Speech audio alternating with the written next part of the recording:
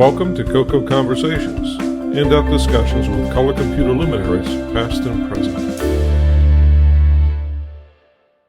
Our guest for this episode is Colin Stearman, the author of a series of articles in the Rainbow magazine from July 1984 to February 1985 entitled Cooking with CoCo.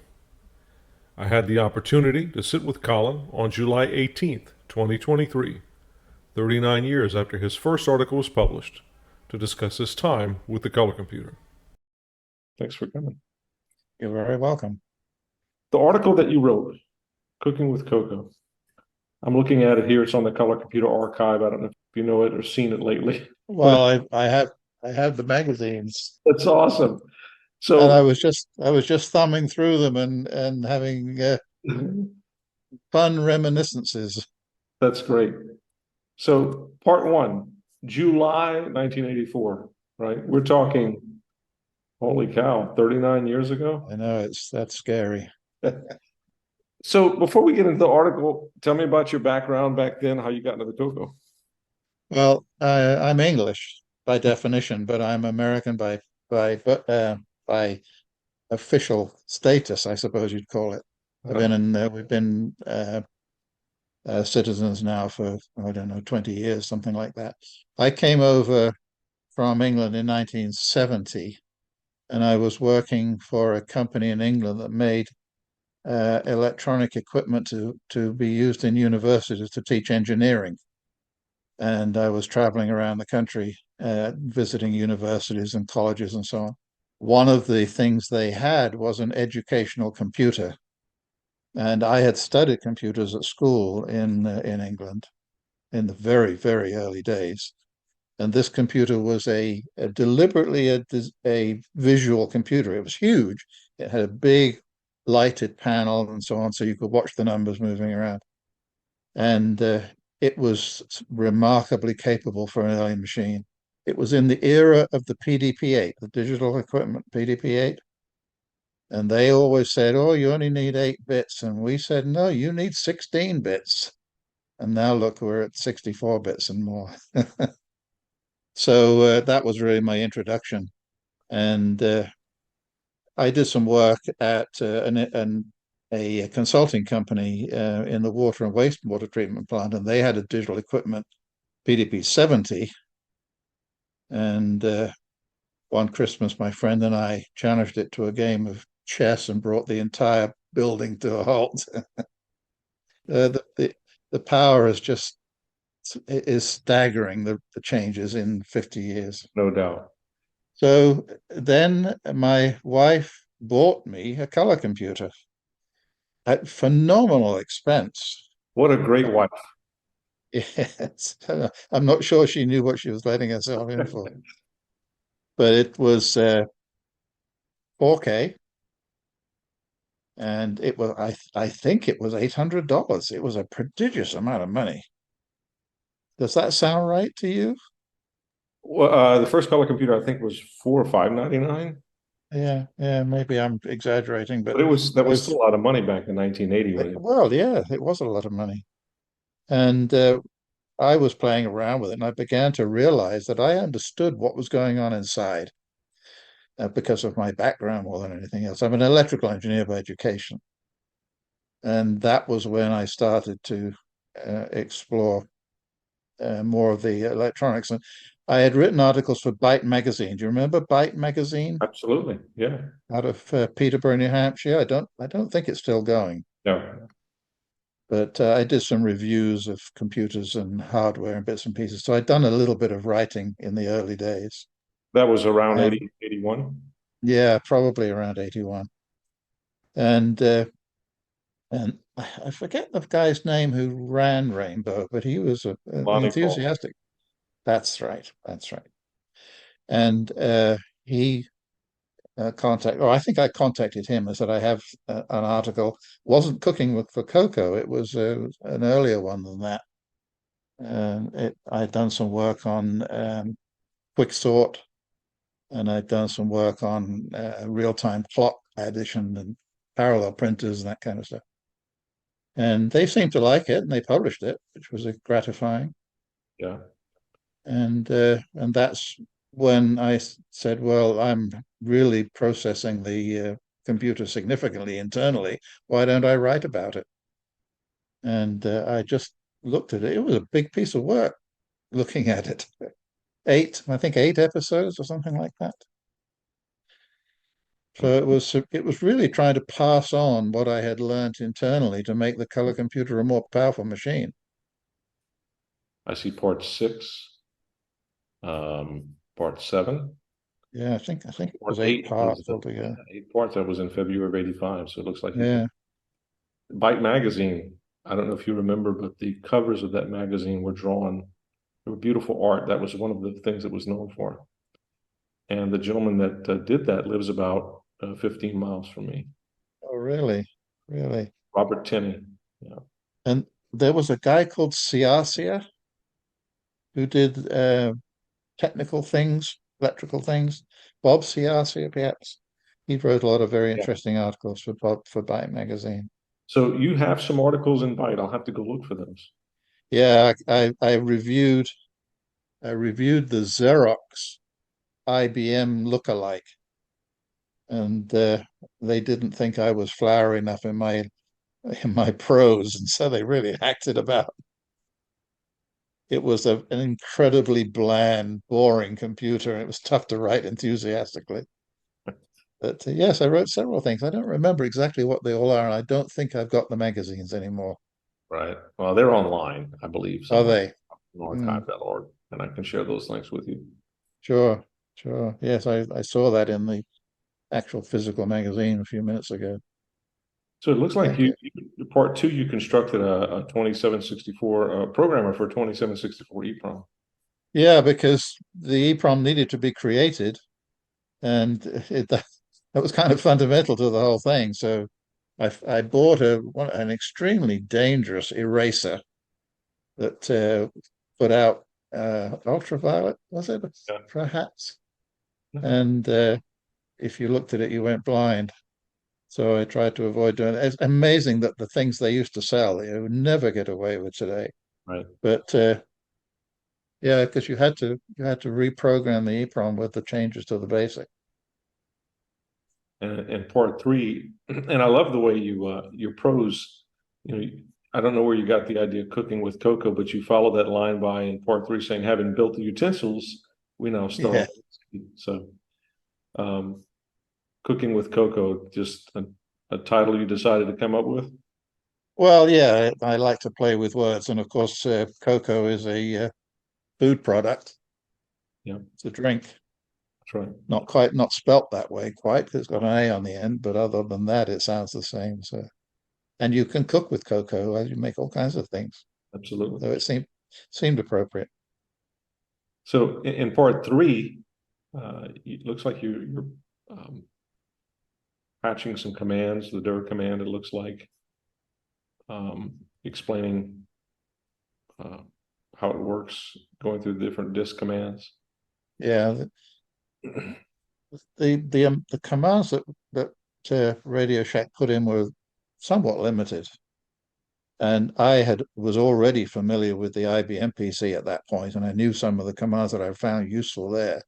So it seemed logical to try to add those in to make the color computer more useful.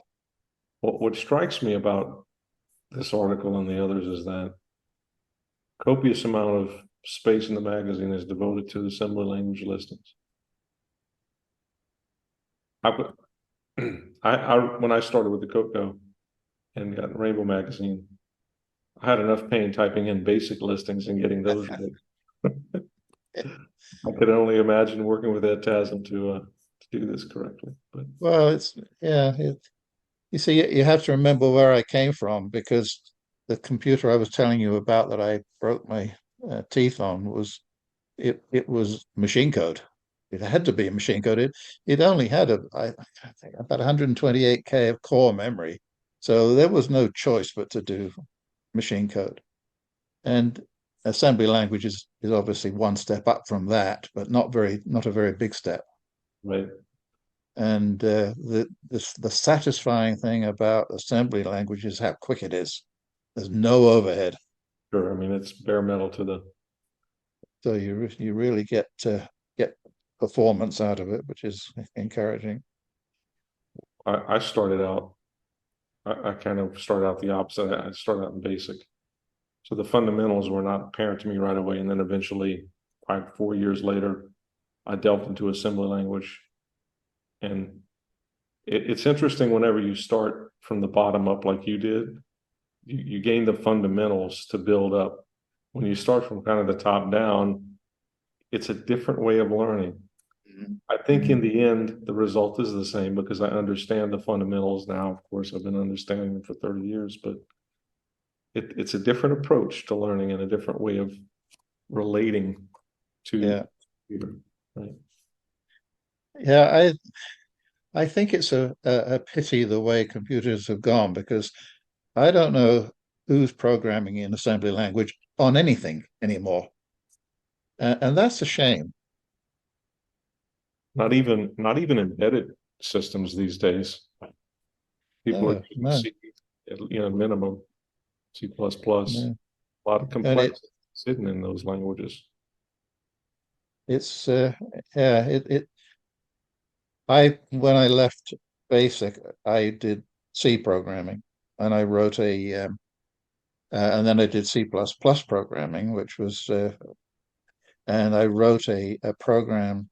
This was in the, let me think, it was in the 90s, 94, and it was a Windows program. And what a learning curve that was. Absolutely unbelievable. But it was a program that created ID badges on a PVC card printer, and it's still used today. We had a technical call on it today, if you can believe that. People are still using it. That's amazing. But Well, uh, but that was C++. plus plus. I haven't programmed in C++ plus plus now for years. I program in PHP, and you cannot be further away from assembly language than those kind of programs. yeah, you're And absolutely right.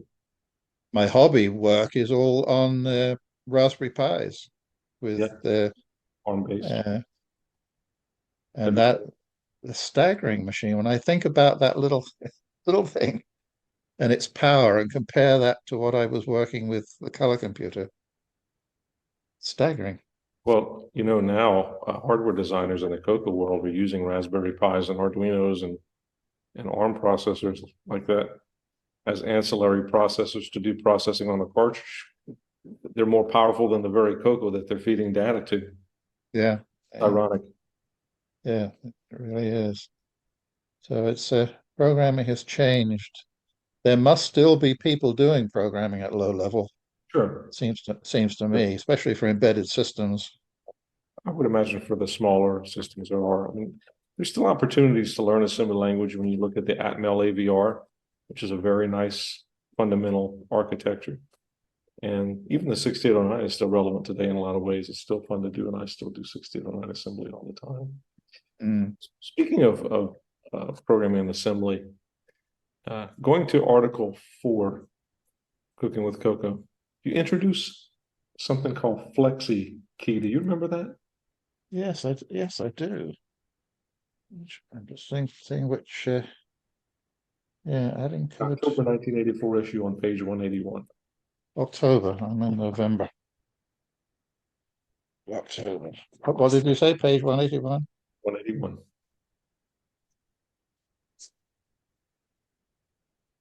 I don't remember what it was. Yeah, FlexiKey completely replaces Basic's normal keyboard entry routine, places each entered basic lines with buffer when you press the enter key. Oh, well, I think if I remember correctly, one of the things that you could do on the IBM is to type in a command line and correct it on the same command line. And the original Basic, you couldn't do that. If you typed it wrong, you had to start over. So I think it was something to do with being able to go back and change the command before you hit the enter key. Shift to right, I believe, was the way to re-engage the content of the buffer onto the screen. That's a good example of a feature I saw on the PC that color computer ought to have had. That routine found its way into other DOSes for the color computer that came later, like ADOS Oh and yeah, something called RGB DOS. And yeah. FlexiKey was part of those DOSes. So your work lived on. Let's take a little divergence into the series of articles. So speaking of, you mentioned Lonnie Falk reaching out to him. Did you ever actually go to Rainbow Fest? No, I did not. No, I wish I had now. Yeah, I was so involved in, I was working, obviously, in those days. I'm retired now, but so I didn't have a lot of time for that kind of thing. You realize you'd have been a rock star, right?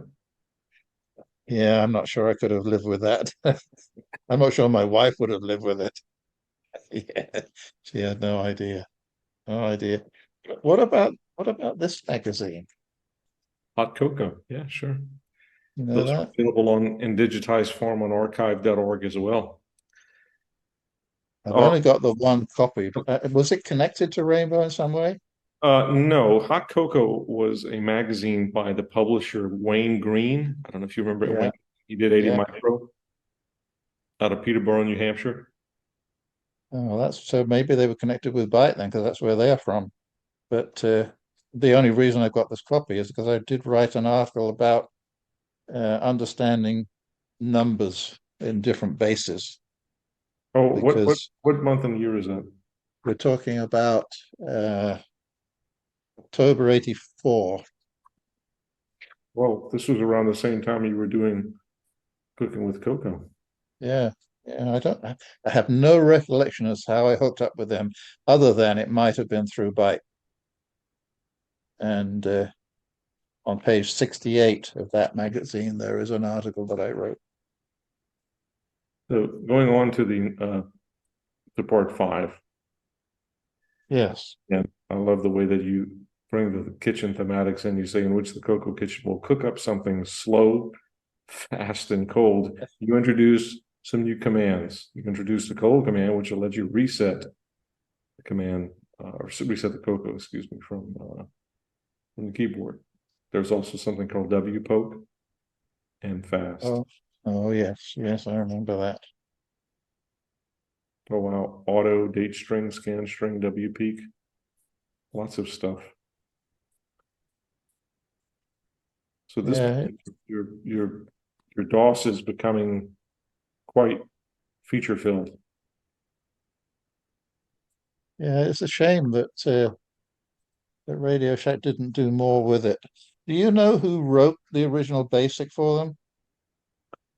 Well, Because I Microsoft, doubt they wrote it themselves. I don't know the programmer, someone from Microsoft wrote, did the basic Yeah, okay. and the disk basic. It was probably money related. Oh, no doubt, no doubt. One of the interesting things, if I can digress, are you Hmm. familiar with the Dragon? I know it, but I don't know anything about it. Dragon was a 6809 based computer compatible with the Coco, really. And they recently found from Microsoft, but Microsoft recently donated, if I understand right, the source code, original source code with the comments from the programmer that did the Microsoft Basic for the Dragon, which was basically the same Basic that was for the Coco. So with comments and everything, annotated source code to the Basic. So I'm sure it's possible to find who worked on Yeah, it. yeah. Looking Hmm. at part six on Cooking with Coco, now you're adding a parallel port. So you're adding hardware. You're adding a 6821. I don't know if you're adding a 6821 or you're using the existing 6821. I Uh, think it was added. yeah. Okay. Pretty sure it was added. Yes, I see it. Yeah, new PIA and existing PIA, and you're using a 7404, maybe to switch or something. Wow. Well, it was at that time printers were developing and they were tended to be parallel. So if you wanted to avail yourself of that, you had to have a parallel port. And looks like you added some new commands or patched some commands. Yeah, Paragraph because command, code, output routine. yeah. I'm just curious, do you remember people wrote to you during Oh these yeah. articles and said, hey, I'm doing this, I'm doing that, and following your articles? Yes. and I made the code available electronically if anybody wanted to send me $6 for the shipping. It's And awesome. I've sent floppy disks out all over the place. Yeah, so I had a lot of correspondence, and there was actually correspondence in the magazine itself, people asking questions and commenting and so on. It was fun. I really enjoyed it. And it was the thing about the color computer, and I'm not sure that people really understood at the time. It was way ahead of its time. And you looked at the early computers, they were, and the microprocessors that were involved, they were pretty basic with a little b. And then the Motorola came out with the 6809, and it was a hybrid 8-bit, 16-bit machine. It had position independent code. They were all features which nobody else had. And it produced some really powerful programming capabilities as a result. And it was a great machine.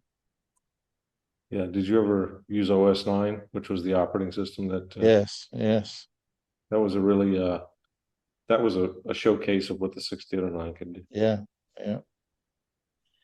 Am I remembering correctly? There was one called Flex, or was that the There was also was an what? operating system called Flex. Not Yeah, not quite as popular, didn't have the staying power, especially today, since the CoCo is still being used today, by the way. I'm sure you're aware, yeah, yeah, yeah. I'm not by surprised. by enthusiasts, but not in any practical way, but more for nostalgia and fun.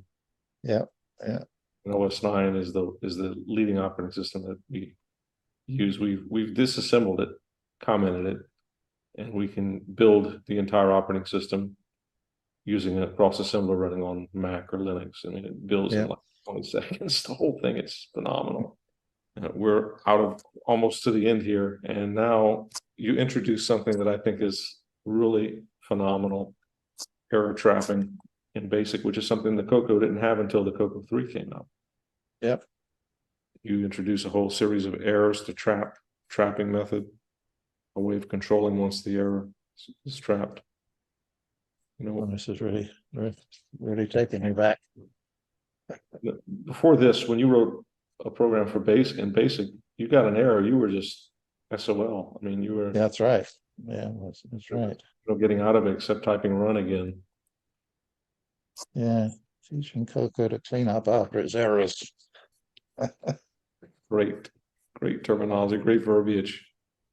Yeah, well, and that's taken for granted these days. When your program goes wrong, it tells you in no uncertain terms in great detail That's right. exactly where you screwed up. Part 8, uh, the last of the series where we burn the EEPROM and savor the delicacies we've been cooking up. This is the capstone of the article series. You go through and you explain how to load the EEPROM. Of course, you Yep. taught everyone how to build an EEPROM burner earlier. And what a tremendous series of articles. It's covering so much, right? Extending BASIC, extending disk operating system, EEPROM programmer, Yep. Yep. parallel port. Yeah, some of them were sort of off the side. The parallel port was out of necessity more than anything else. But if you didn't do the EEPROM programmer, then nothing was going to work. So it was a fundamental part of the requirement of the series that you go that route. Yeah, I remember putting diagrams together like these. Yeah. The graphics capability that was available back then was so pathetic. What did you draw those with, Colin? I don't remember. I don't remember. They actually are pretty good if you look at them. Yeah, they're not. Oh, they're not bad, but goodness me, I just don't remember. Too long ago. It might well have been on an IBM, one has to say. Possibly, yeah, 1984. Oh, this was February 1985. And then there are some other Rainbow articles that I wrote as well. So, there's an article in the June '85 one adding a chronograph, real time clock. A real-time And clock. I don't know whether you're familiar with that particular article. Let me find that real quick. That's June 85, page 83. Yeah, the CoCo chronograph. Make your computer a piece of precision machinery with these blueprints for adding a real-time clock. Yeah, because if you're doing any real-time activities, you need to know what the time is accurately. Yeah, and something that would be important in OS 9, or even in BIS Basic for that matter, if you wanted to do something. And then the last article, it looks like the last one anyway, is July of 85. And that was July of 85. What was that one about? Oh, yeah, that's right. You remember that the floppy disks were single-sided Yes. originally, and they were 40 track, if I'm not mistaken. And that article made them 80 tracks and allowed the drive to use both sides of the disk. You put them in, but you punch a new index hole in them, and swap them and put them in backwards. But yeah, and so that article was to do with allowing you to do that. The I don't know what has been done by the enthusiasts about the interface to the color computer, but it the big block plugged into the side of the unit, but it originally anyway did not have gold contacts, I don't believe, and it was hopelessly unreliable. And the result was that the disk drive was unpredictable, to say the least.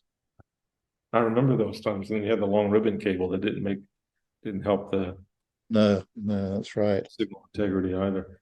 I want to just ask you, do you still have CoCo? Do I still have the machine? Yeah. Yes, I do. And yes, I do. And a while back, I fired it up and it didn't work.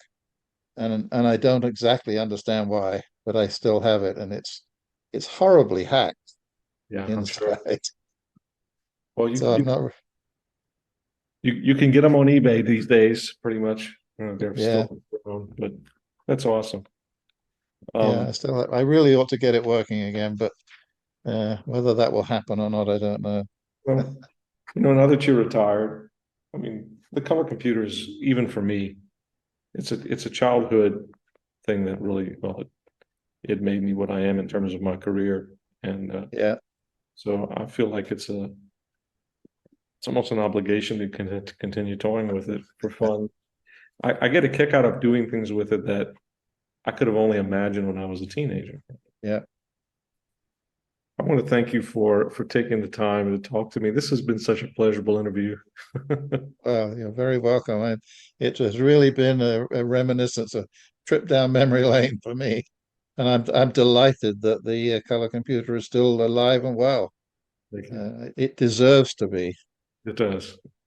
Yeah, well, I'm delighted about that. I think that's really encouraging. And it's great talking to you. It's really a pleasure, Colin. Likewise, and thank you so much for your time. I enjoyed chatting. CoCo Conversations is copyright 2023 by Boisy Pitre. Exclusive licensing and distribution rights are granted to the CoCo Group podcast. No other permissions are granted or implied. All rights reserved.